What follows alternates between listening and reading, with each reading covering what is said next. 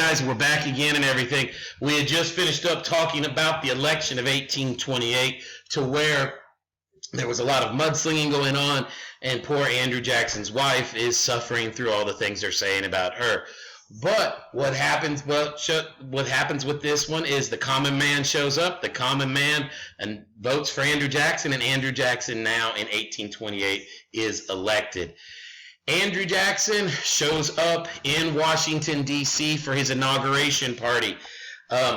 More people showed up in Washington, D.C. than Washington, D.C. could handle. All the common people that had finally felt like they had a voice in office showed up in Washington, D.C. when it was a little town that could not hold that many people. And so Andrew Jackson goes through his inauguration. There's about 15,000 people at his inauguration. And when he's done, Andrew Jackson, being the country man he is, says, y'all come back to my house. We're going to have a party. And 15,000 people made their way to the White House and began one of the biggest redneck shindigs there ever was in Washington, D.C. The White House immediately begins to get trashed as 15,000 people are pouring into it, and it is the common, ordinary redneck who decides, hey, I'd like a souvenir. There was not a single piece of White House china that was left after this inauguration party because everybody decided to take some. There wasn't any wallpaper left on the walls that were in the house because everybody decided to tear off squares to be able to have a little souvenir of the Andrew Jackson inauguration. There was even on the front lawn, there was some cockfighting going on. I don't know who decided to show up at inauguration with some fighting roosters, but your common, ordinary redneck would. There was also some boxing going on, some music on the front lawn. It started to get completely out of control. They had to go down to the shipyard and bring up one of the Navy chains just to chain off the East Room so that they would have a room that was not being trashed at that time. Andrew Jackson couldn't even get into the house. They had to boost him up and let him in through a window so that he could even come down the stairs in the White House and everything.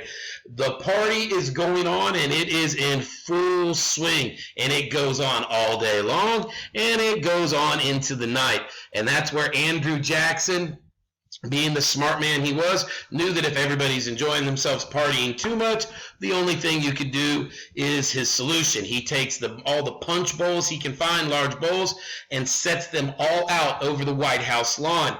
And then Andrew Jackson happened to have 40 gallons of moonshine with him that he had brought to the White House, which lets you know we have our first redneck president when he shows up in Washington with 40 gallons of moonshine that he felt was necessary for him to be in the White House with.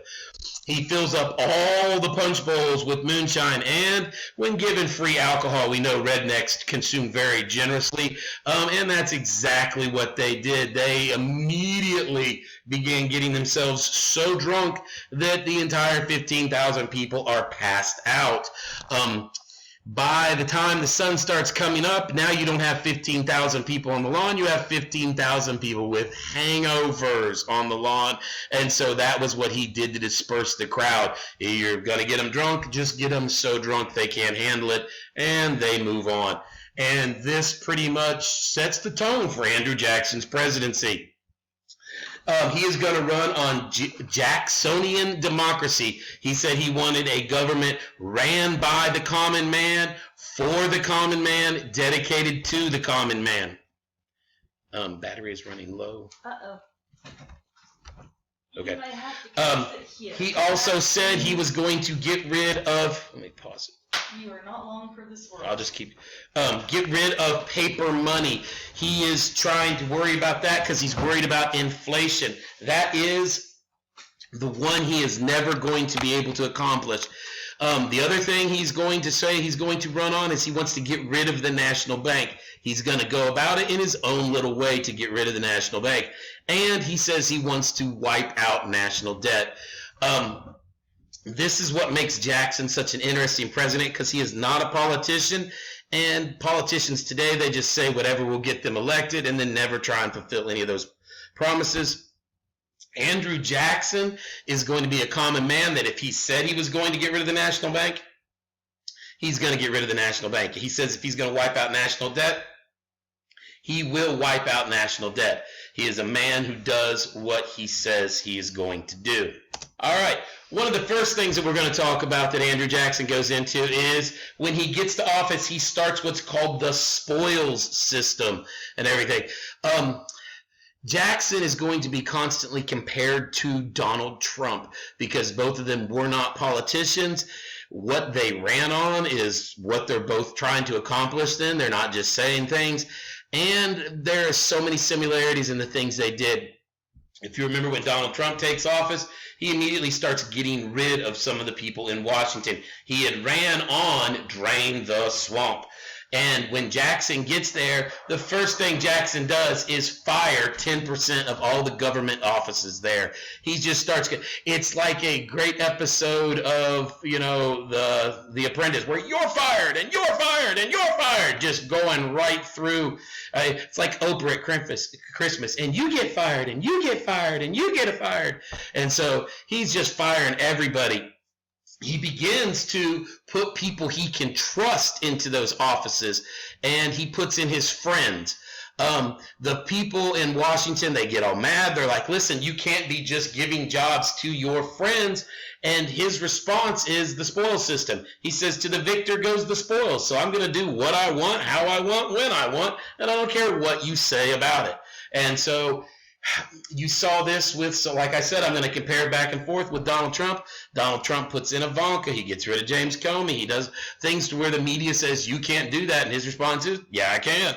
And that was Andrew Jackson's response is, the victor goes the spoils, which is interesting because we named this whole system off the fact that he was just being mean and just saying what he wanted to, calling it the spoils system. So that's one of the first things that he goes into in Washington. The other thing is he will not trust anybody from Washington, and all presidents are given a cabinet. You have your Secretary of State, your Vice President, your Secretary of the Interior, all these different offices. And Jackson will not meet with his political cabinet. He does not trust them. He's been trying to fire a bunch of people, and the ones that are there he considers, like Trump would say, swampy. They're dealing with all the politics. And if you remember once again what happened to his wife, and you understand then he is done playing politics. And so Andrew Jackson just starts meeting with some of his friends in the kitchen of the White House. And the Washington responds, well, you're not meeting with your cabinet. You're not meeting with your cabinet. And Andrew Jackson's response is, yes, I am. I'm meeting with the kitchen cabinet. And so he starts referring to his group of advisors, which are his friends, as the kitchen cabinet. But that's not the only reason he referred to the kitchen cabinet. Andrew Jackson, once again, is all about the common man. And so he introduced a open door policy at the White House. And they said that any time of the day you could walk up and knock on the door of the White House. And they said Andrew Jackson himself would answer the door and take whoever had stopped by the White House to the kitchen, and Andrew Jackson would fix them a sandwich, fix them something to eat, and then ask them how was things going in their district, how were things in their state. He wanted to not know what Washington thought or what the media thought. He wanted to know what the average common person thought about what he was doing as a president. And I can't imagine how much of a joy that would have been as somebody who loves history to actually just walk up to a president, sit down. The fact that they fixed you the sandwich.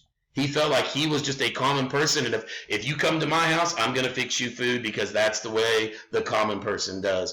And when you came to the White House, he viewed himself as a common person, and he fixed you the food and wanted to know what you thought. And so you immediately catch the idea that he is doing what he said he was going to do, and his political office is all about the common man. Then what's going to happen is soon into his election, you're going to have the nullification process of 1828. Jackson wanted, once again, like Trump said, when Trump ran, he said he wanted us to buy American.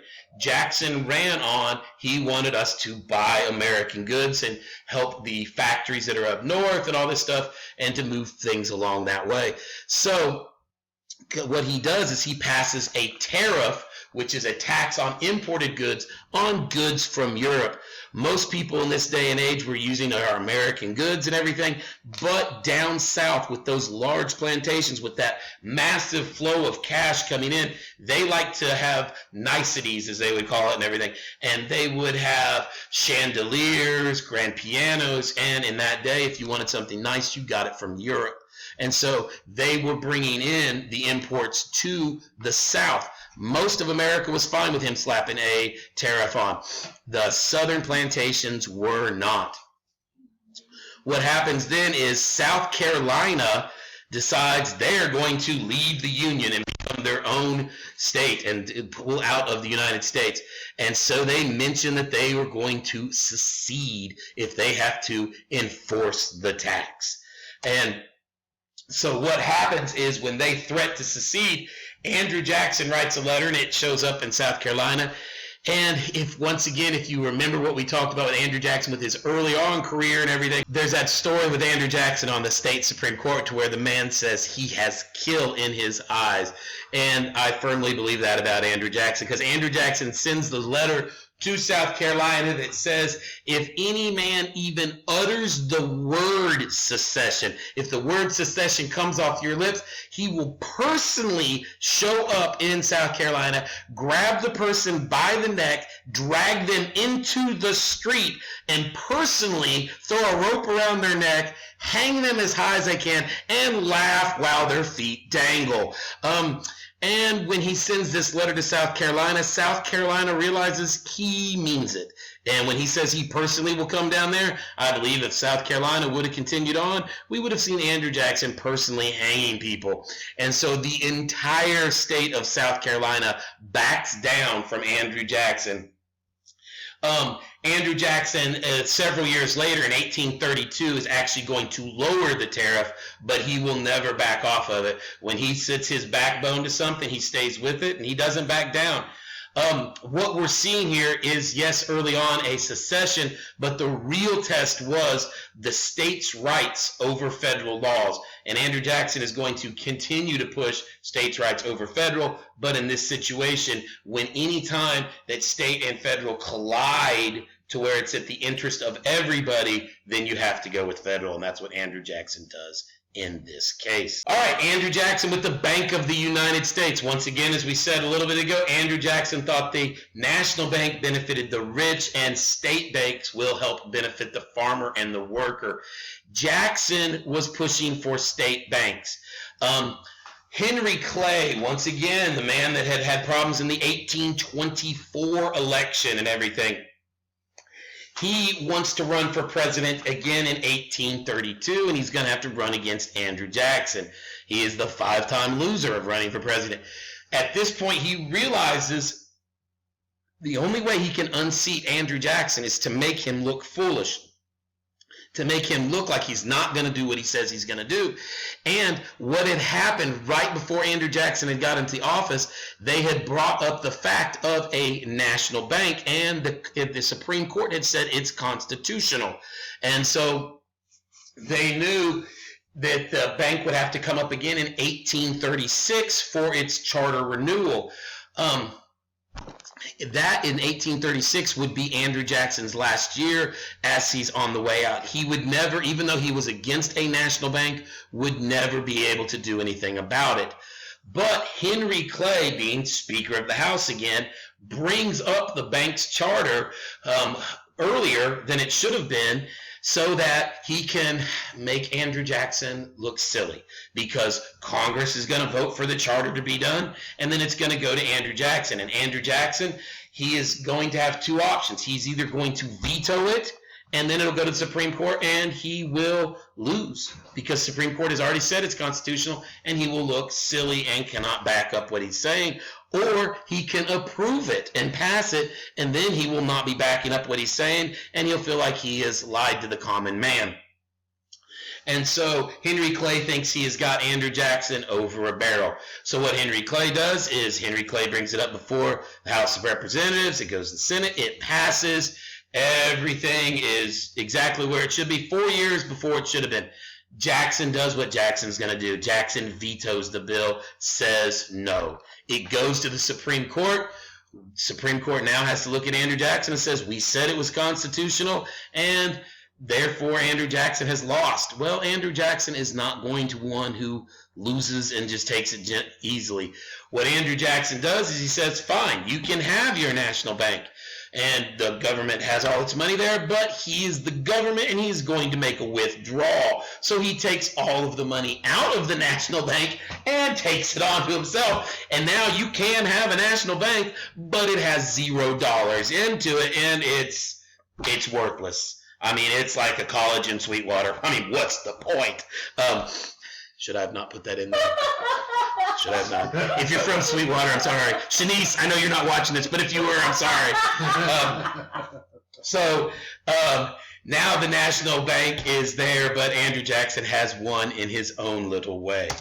Do we pause right there? Perfect. You want me to leave that in or edit it out? I mean, come on. If somebody gets upset over that, then I'll just, yeah. They'll just get my YouTube channel deleted. No biggie. Let me use the restroom and I'll be back.